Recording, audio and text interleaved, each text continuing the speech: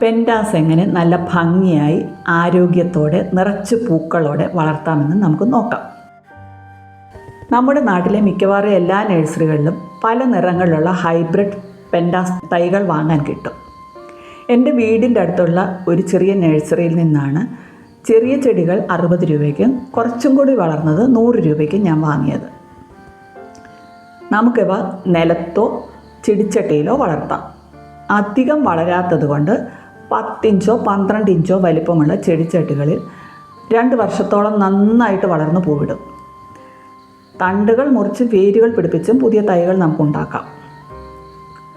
സാധാരണ മറ്റു ചെടികൾ നടുന്നത് പോലെ മണ്ണും ചാണകപ്പൊടിയും ചേർന്ന മിശ്രിതത്തിലാണ് ചെടി നടുന്നത്. നല്ല ഇളക്കവും നീർവാർച്ചയുമുള്ള മണ്ണിൽ ചെടി നന്നായി വളരും.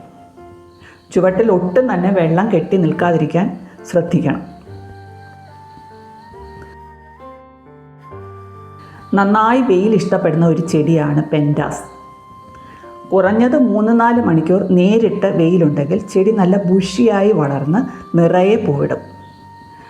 പാർഷ്യൽ ഷെയ്ഡിലും പൂവിടുമെങ്കിലും പൂക്കളുടെ എണ്ണം കുറവായിരിക്കും. കൂടാതെ ഷെയ്ഡിൽ വെച്ച് കഴിഞ്ഞാൽ തണ്ടുകൾ നീണ്ടു വളരുന്നത് കൊണ്ട് ചെടിക്ക് ഭംഗിയുള്ള ഒരു ഷേപ്പും കിട്ടില്ല.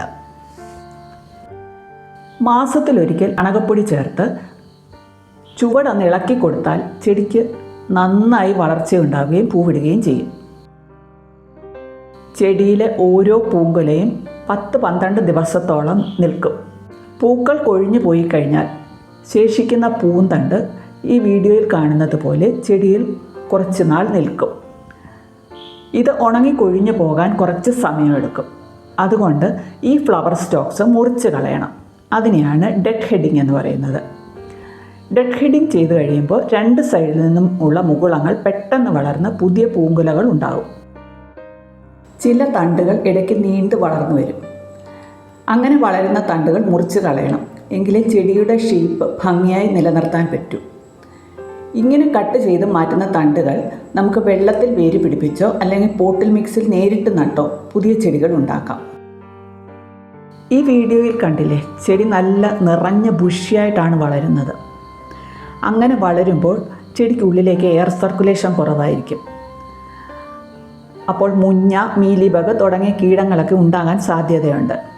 അത് ഒഴിവാക്കാനായി ഇടയ്ക്കൊക്കെ വേപ്പെണ്ണ മിശ്രിതം നേർപ്പിച്ച് സ്പ്രേ ചെയ്ത് കൊടുക്കുന്നത് നല്ലതാണ്. 2 വർഷത്തിലൊരിക്കൽ ചെടി റീപോർട്ട് ചെയ്യണം. ഈ കാണിക്കുന്ന ചെടി നട്ടിട്ട് 2 വർഷത്തിൽ കൂടുതലായി. സമയത്ത് റീപോർട്ട് ചെയ്യാൻ എനിക്ക് പറ്റാഞ്ഞതുകൊണ്ട് ചെടിയുടെ വളർച്ച മുരടിച്ച് നിൽക്കുന്നത് കാണാം. പൂക്കളുടെ എണ്ണവും കുറവാണ്. അതുകൊണ്ട് 2 വർഷമാകുമ്പോൾ പുതിയ പോട്ടിങ്സിലേക്ക് മാറ്റി നട്ട് നന്നായി പ്രൂൺ ചെയ്താൽ ചെടി വീണ്ടും ആരോഗ്യത്തോടെ വളർന്ന് പൂവിടും. മഴക്കാലത്തും പൂക്കൾ ഉണ്ടാകുമെങ്കിലും പൂക്കളുടെ എണ്ണം കുറവായിരിക്കും. ഞാൻ ഈ വീഡിയോ എടുത്തത് മഴക്കാലത്തായതുകൊണ്ടാണ് പൂക്കൾ കുറവായിരിക്കുന്നത്. നേരിട്ടുള്ള മഴയത്ത് കൂടുതൽ ദിവസങ്ങൾ ഇരുന്നാൽ ചെടിയിൽ ഫംഗൽ അറ്റാക്ക് ഉണ്ടാകാൻ സാധ്യതയുണ്ട്. ചെടിയുടെ ചില തണ്ടുകൾ ചീഞ്ഞു തുടങ്ങുകയും ഇലകൾക്ക് ബ്രൗൺ നിറം വരികയും ചെയ്യും.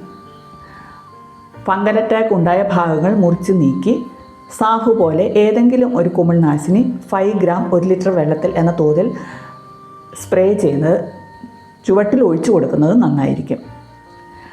അധികം കെയർ ചെയ്യാതെ വർഷം മുഴുവൻ പൂക്കൾ തരുന്ന ചെടികൾ വളർത്താൻ ആഗ്രഹിക്കുന്നവർക്ക് ഏറ്റവും അനുയോജ്യമായ ചെടിയാണ് പെൻഡാസ്. വീഡിയോ ഇഷ്ടമായെന്ന് കരുതുന്നു. നിങ്ങളുടെ അഭിപ്രായങ്ങളും നിർദ്ദേശങ്ങളും ദയവായി കമൻറ്റ് ചെയ്യുക. വീണ്ടും ഒരു വീഡിയോയുമായി വീണ്ടും കാണാം. Thanks for watching.